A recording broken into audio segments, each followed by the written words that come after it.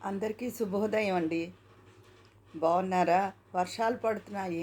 ఆరోగ్యాలు జాగ్రత్తగా చూసుకోండి. ఏ పూటకు ఆ పూట వండుకుని వేడివేడిగానే తినండి. బయట ఫుడ్కి అస్సలు వెళ్ళొద్దు. కాచి చల్లార్చిన నీళ్ళు మంచిది టిన్ వాటర్ కన్నా. అందుకని ఆరోగ్యాన్ని అందరూ జలుబులు దగ్గులు వాటితో బాధపడుతున్నారు. బయట ఫుడ్ తిన్న వాళ్ళకి డయేరియా వస్తుంది.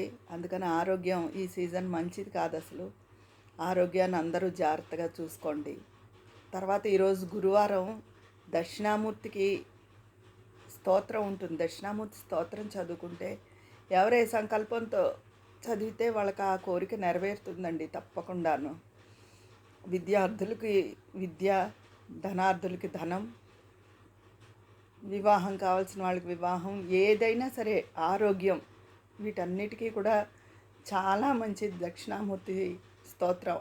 ఒకరోజు 2 రోజులు 4 రోజులు చదివి పని అవ్వలేదు అనుకోకండి. రోజు నిష్టగా, గురువారం అని కాదు, రోజు నిష్టగా చదువుకుంటే, నిష్టని కాదు, చక్కగా స్నానం చేసి ఉతికిన బట్టలు కట్టుకుని చదువుకుంటే రోజు అది ఎంతో మంచి ఫలితాన్ని ఇస్తుందండి దక్షిణామూర్తి స్తోత్రం.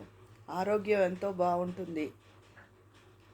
మన తెలివితేటలు వృద్ధి చెందుతాయి. ఆ తెలివితేటలు వృద్ధి చెందడం వల్ల మన చేసిన పని సత్ఫలితాన్ని ఇస్తుందన్నమాట.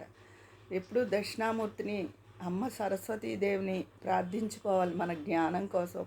ఎందుకంటే మనం అజ్ఞానంతో ఏవో చేసేస్తాం. అది అజ్ఞానం అని కూడా మనకు తెలియదు. ఆ పని సరైన ఫలితాన్ని ఇవ్వదు.